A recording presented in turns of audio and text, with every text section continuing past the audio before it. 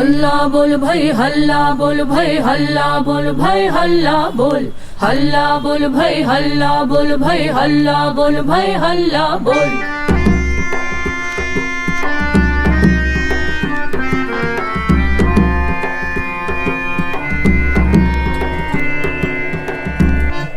हल्ला बोल, सफदर हाशमी की मौत और जिंदगी।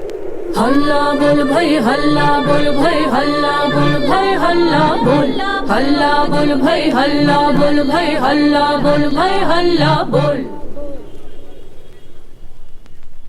भाग 3 1988 नई पौध।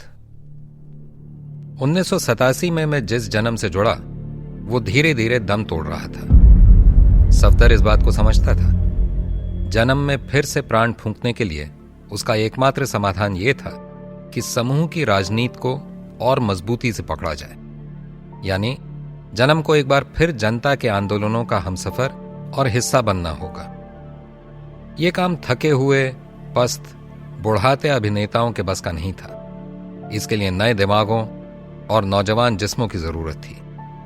नए अदाकारों की जरूरत थी जो नई ऊर्जा और नए विचार लेकर आए, जो सीखने को तैयार हों। शायद उसे इप्टा का अपना जमाना याद आ रहा होगा। चुनाचे वो ज्यादा से ज्यादा युवाओं को जन्म से जोड़ने के अभियान में जुट गया। नौजवानों को समूह से जोड़े रखने का एकमात्र तरीका यह था कि उन्हें करने के लिए दिलचस्प चीजें दी जाएं, उन्हें रचनात्मक ढंग से चुनौती दी जाए और नए व पुराने सभी साथियों को रंगकर्मियों के तौर पर नए कौशल सीखने के अवसर मुहैया कराए जाएं। इन नौजवानों को नेताओं की भूमिका निभानी थी और इसके लिए जन्म की आंतरिक सांगठनिक संरचना को भी फिर से उलटना पलटना जरूरी था। जन्म को दूसरे वामपंथी सांस्कृतिक संगठनों के साथ ज्यादा घनिष्ठ संबंध विकसित करने थे और यह सब कुछ वक्त की सबसे बड़ी जरूरत को पूरा करने के लिए था। मजदूर वर्ग के साथ जन्म के संबंधों को मजबूती देना और जनता के संघर्षों में सक्रिय भूमिका अदा करना। आज पीछे मुड़कर देखने पर मुझे ये बात विस्मयकारी लगती है कि उसने 1988 की गर्मियों से साल के आखिर तक महज आधे साल में यह काम पूरा कर डाला। ये सब कुछ करते हुए भी उसने इसके बारे में न तो कभी शोर मचाया और न कभी शेखी बघारी। वो हमेशा सहज और मुस्कुराता हुआ मिलता था। उस जमाने से सफदर की जो छवि मेरे जहन में घूमती है वो एक ऐसे आदमी की है जिसके पैरों में स्प्रिंग लगी हुई थी, जिसके चेहरे पर हमेशा एक मुस्कान चस्पा रहती थी जो अपनी निश्चलता से उसकी खूबसूरती में 4 चांद लगा देती थी।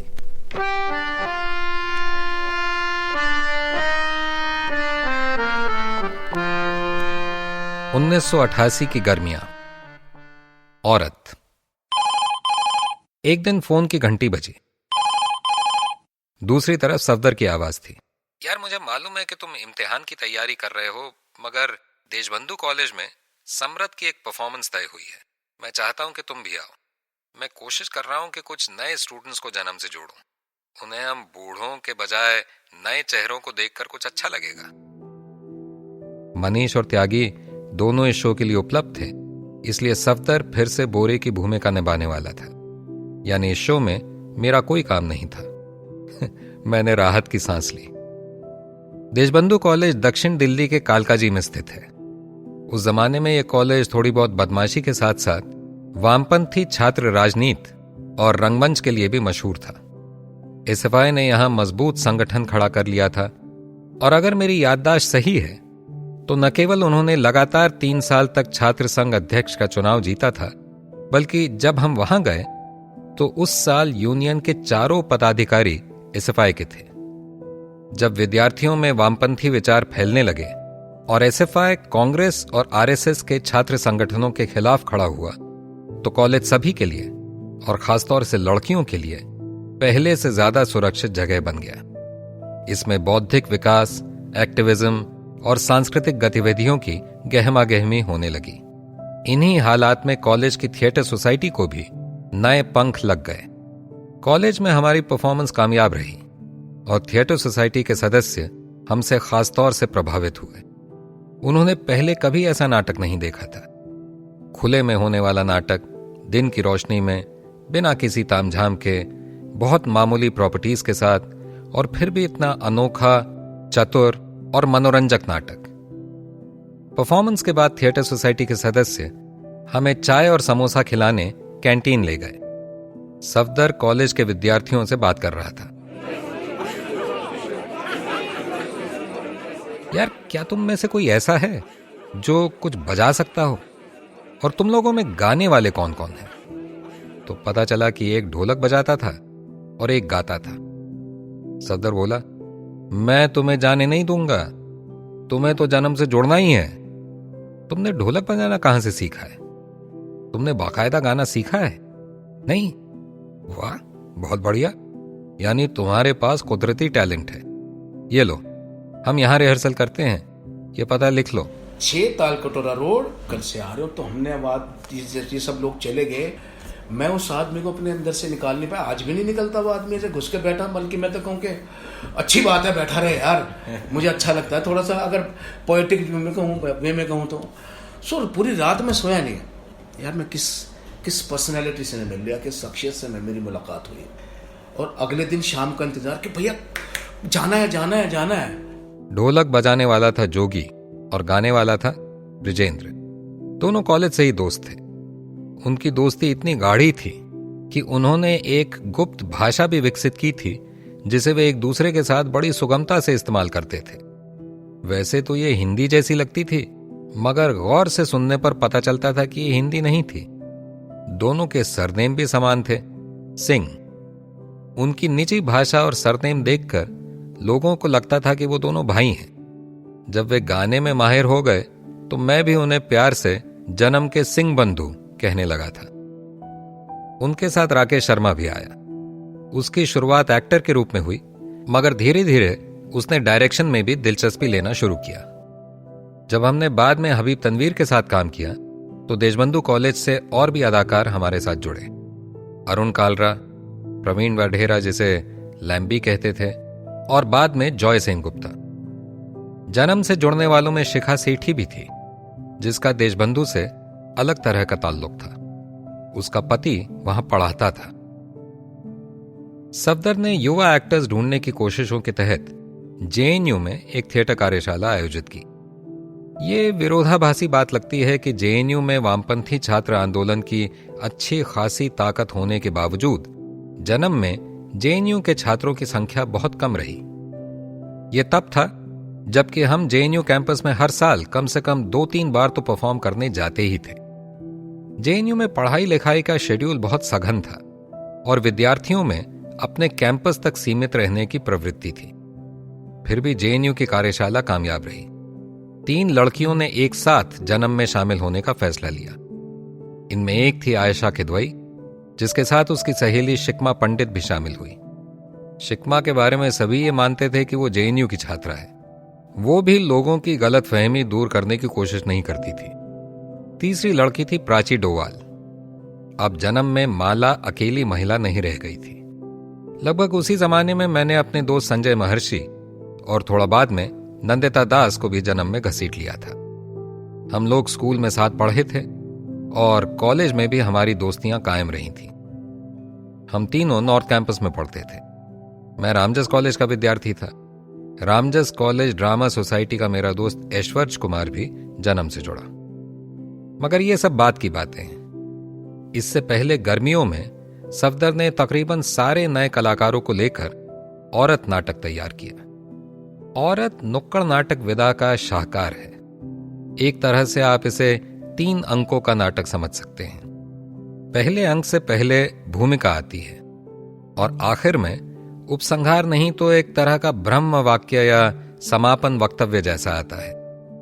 इसके तीनों अंक 3 किरदारों की कहानियां हैं जो मिलकर औरत की कहानी कहते हैं। इन तीनों किरदारों की कहानियां जीवनी के ब्यौरों या मनोवैज्ञानिक विवरणों से भरी नहीं हैं। इसमें हमें ऐसे दृश्य दिखाई देते हैं जो 3 खास महिलाओं की जिंदगियों के अनुभव को नहीं, बल्कि इसी तरह की स्थितियों से गुजर रही असंख्य महिलाओं का प्रतिनिधित्व करते हैं। इस अर्थ में नाटक के दृश्य ये नहीं बताते कि इन किरदारों की क्या खासियत है जो उन्हें शेष समाज से भिन्न बनाती है। उल्टे हमें यह पता चलता है कि समाज की बहुत सारी महिलाओं की जिंदगियों में क्या समान है। इस प्रकार ये महिलाएं नायिका नहीं हैं, बल्कि वे हमारी दुनिया का प्रतीक बन जाती हैं। जब लोग नुक्कड़ नाटक के बारे में सोचते हैं तो उनके जहन में यही संरचना होती है, औरत की संरचना। शुरू में समस्या का एक सामान्य ब्यौरा, उसके बाद अलग अलग आयामों को सामने रखने वाले संक्षिप्त नुकीले दृश्य। ये सारे दृश्य एक नैरेटिव का हिस्सा नहीं होते, ना ही किसी एक किरदार की कहानी कहते हैं। वो एक पहिए की तीलियों की तरह हैं। हर एक की अपनी दिशा है, मगर हर एक केंद्र से जुड़ा होता है। इस तरह एक बच्ची की कहानी, लड़कपन में ही जिसकी एक शराबी आदमी से शादी कर दी जाती है, एक मध्यवर्गीय युवती की कहानी, नौकरी के इंटरव्यू की आड़ में जिसका यौन उत्पीड़न किया जाता है, और एक मजदूर औरत की कहानी जिसे पूंजीपति नौकरी से निकाल फेंकता है क्योंकि उसका आरोप है कि वो मर्दों जितनी मेहनत नहीं कर सकती। सब आपस में जुड़ी हुई हैं और सबकी जड़ में एक ही समस्या है, जेंडर आधारित भेदभाव और उत्पीड़न। बीवी हो, माँ हो या हो वो बेटी किसी घर की, कॉलेज में पढ़ने जाती हो चाहे कोई लड़की, हर जगह इस समाज में रहती है वो पीछे। इस नाटक के गीत ब्रेख्तियन किस्म के मालूम पड़ते हैं। वे स्थितियों पर टिप्पणी करते हैं, नाटक के कई हिस्सों की समाप्ति का संकेत देते हैं या अगले दृश्य को सामने लाते हैं। सबसे बुरा हाल है उस बदनसीब का, घर के मजूरी जो कि चलाती है जीविका, चलाती है जीविका, चलाती है जीविका।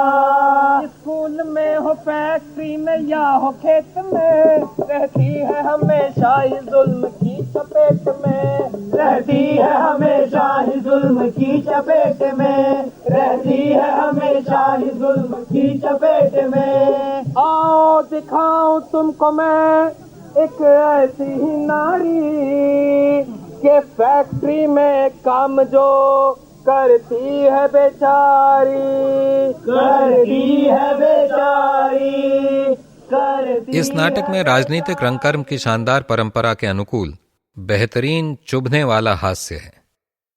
जब लड़की की शादी होती है तो पुजारी महिला के जीवन में स्वीकार्य और वर्जित चीजों को पवित्र मंत्रों के रूप में दोहराता है। आज फेरे हैं, सास ससुर की आज्ञा मानोगी, सास ससुर की आज्ञा मानोगी, पति को साक्षात भगवान जानोगी, पति को साक्षात भगवान जानोगी, पहले उन्हें खिलाओगी फिर खुद खाओगी, पहले उन्हें खिलाओगी फिर खुद खाओगी, पति ससुर अन्याय भी करे तो उसे न्याय मानोगी, पति ससुर अन्याय भी करे तो उसे न्याय मानोगी। कभी पलट कर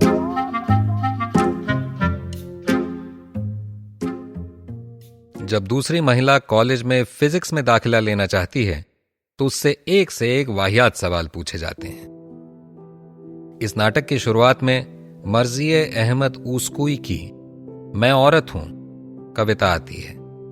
ऊस्कुई एक ईरानी कम्युनिस्ट स्कूल अध्यापिका थीं जिनको शाह की पुलिस ने मार डाला था। सफदर ने इस कविता का अंग्रेजी अनुवाद कहीं पढ़ा था। उसे यह कविता इतनी अच्छी लगी थी कि फौरन उसे नाटक में शामिल करने का फैसला ले लिया। उसने इस कविता का हिंदुस्तानी में शानदार अनुवाद किया है। मैं एक माँ, एक बहन, एक बेटी, एक अच्छी पत्नी, एक औरत हूँ। एक औरत जो न जाने कब से नंगे पांव रेगिस्तानों की धरती बालू में भागती रही। मैं सुदूर उत्तर के गांव से आई हूँ। एक औरत जो नब से धान के खेतों और चाय के बागानों में अपनी ताकत से ज्यादा मेहनत करती आई है। मैं पूरब के अंधेरे खंडरों से आई हूँ जहाँ मैंने न जाने कब से नंगे पांव सुबह से शाम तक अपनी मरियल गाय के साथ खलियानों में दर्द का बोझ उठाया है। मैं एक औरत हूँ उन बंजारों में से जो तमाम दुनिया में भटकते फिरते हैं। एक औरत जो पहाड़ों की गोद में बच्चे जनती है, जो अपने हाथों से फैक्ट्री में बेकार मशीनों के चक्के घुमाती है। वो मशीनें जो उसकी ताकत को है उसकी आंखों के सामने हर दिन नोटा करती है। एक औरत जिसके खून जिगर से खूंखार कंकालों की प्यास बुझती है।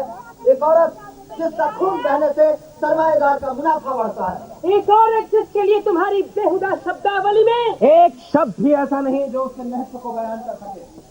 तुम्हारी शब्दावली सिर्फ उस औरत की बात करती है जिसके हाथ साफ है, जिसका शरीर नर्म है, जिसकी त्वचा मुलायम है और जिसके बाल खुशबूदार हैं। मैं तो वो औरत हूँ जिसके हाथों को दर्द की पैनी छुरियों ने घायल कर दिया है।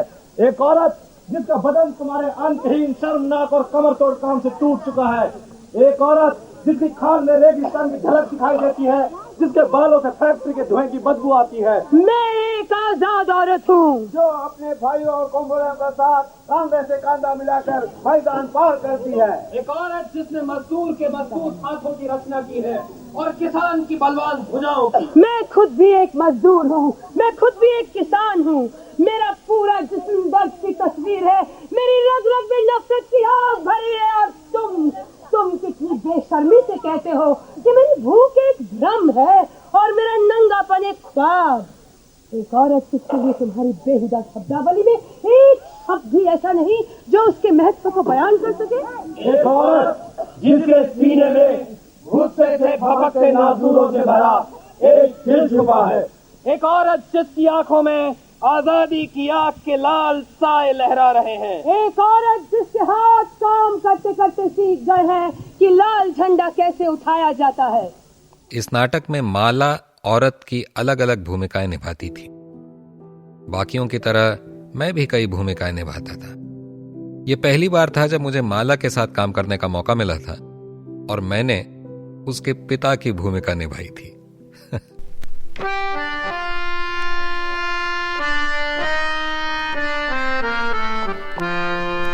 1988 की गर्मियां, राजा का बाजा।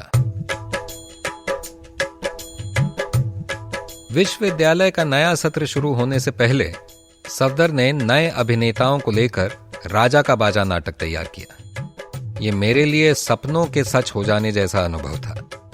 मैं लंबे समय से इस नाटक के केंद्रीय किरदार रामेश्वर दयाल की भूमिका पर नजरें गड़ाए हुए था और जब सफदर ने मुझे ये भूमिका निभाने को कहा तो मैं खुशी से फूला नहीं समाया।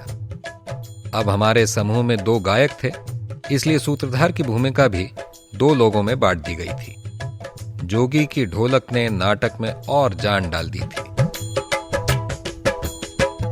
अब शिखा भी समूह से जुड़ चुकी थी, इसलिए माला की जगह उसने ली। यहां तक कि सफदर की भतीजी सानिया सईद, जो उन दिनों पाकिस्तान से आई हुई थी, उसने भी कुछ परफॉर्मेंसेस में रोल किया। जब डीयू खुला तो हमने इस नाटक के परफॉर्मेंसेस कई कॉलेजों में पेश की। परफॉर्मेंस शुरू होने से पहले सफदर बोलता था। वो विद्यार्थियों को बताता था कि हम एक खुला समूह हैं जिसमें आप भी आकर शामिल हो सकते हैं। आखिर में वो लोगों से दिल खोलकर चंदा देने को कहता था। हर परफॉर्मेंस के बाद कुछ न कुछ विद्यार्थी हमसे जुड़ने की ख्वाहिश व्यक्त करते, हमारा पता ठिकाना पूछते और उनमें से कुछ सचमुच रिहर्सल में आते भी थे। एक दिन हम लोग रिहर्सल के लिए पैदल जा रहे थे, सफदर और मैं। सफदर बोला, यार मैं चाहता हूं कि अब नाटक से पहले तुम ही बोलो, हमेशा मेरा बोलना ठीक नहीं लगता।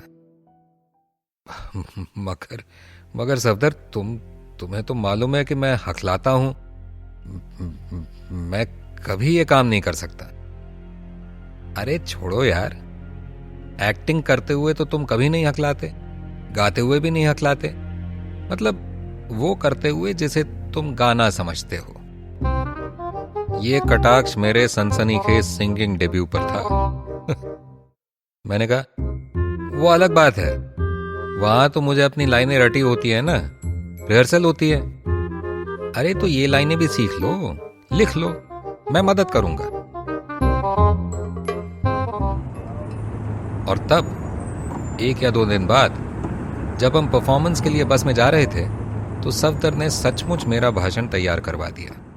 मैंने उसकी एक एक लाइन को तो नहीं लिखा, मगर लाइनों का अभ्यास जरूर किया।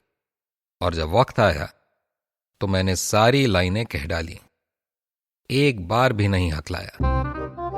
देखा, मैंने कहता था कि तुम कर लोगे।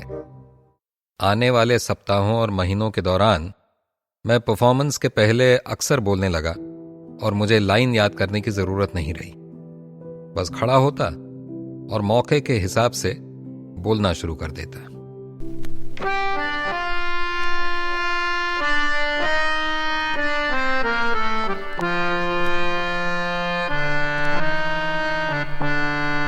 बोल हल्ला बोल, बोल हल्ला बोल, बोल हल्ला बोल, बोल हल्ला बोल, बोल हल्ला बोल, बोल हल्ला बोल, बोल हल्ला बोल, बोल हल्ला बोल, बोल हल्ला बोल, बोल हल्ला बोल, बोल हल्ला बोल, बोल हल्ला बोल। हल्ला बोल सफ्दर हाशमी की मौत और जिंदगी के लेखक हैं सुधन्वा देशपांडे। मूल अंग्रेजी से हिंदुस्तानी अनुवाद योगेंद्र दत्त। इस किताब के अंग्रेजी प्रकाशक हैं लेफ्टवर्ड बुक्स और हिंदी प्रकाशक हैं वाम प्रकाशन। इस पॉडकास्ट के प्रोडक्शन असिस्टेंट हैं Himanshu Singh, sound editor Dhruv Rai, photographer Tapesh Sharma, graphic design Sharna Dastoor. Podcast की रिकॉर्डिंग हर्ट साउंड स्टूडियो नई दिल्ली में हुई है। साउंड रिकॉर्डिंग और मास्टरिंग मोहम्मद हसन सिद्दीकी उर्फ हसन भाई। Signature tune MD Pallavi. Audio interviews के लिए आभार जननाट्य मंच और सुधन्वा देशपांडे।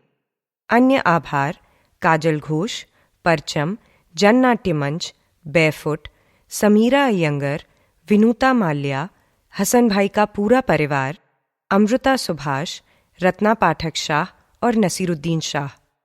इस एपिसोड में आवाज़ें सुधन्वा देशपांडे, जोगी और सानिया हाशमी। पॉडकास्ट के निर्देशक हैं आशीष पालीवाल और सुधन्वा देशपांडे और निर्माता हैं आशीष पालीवाल।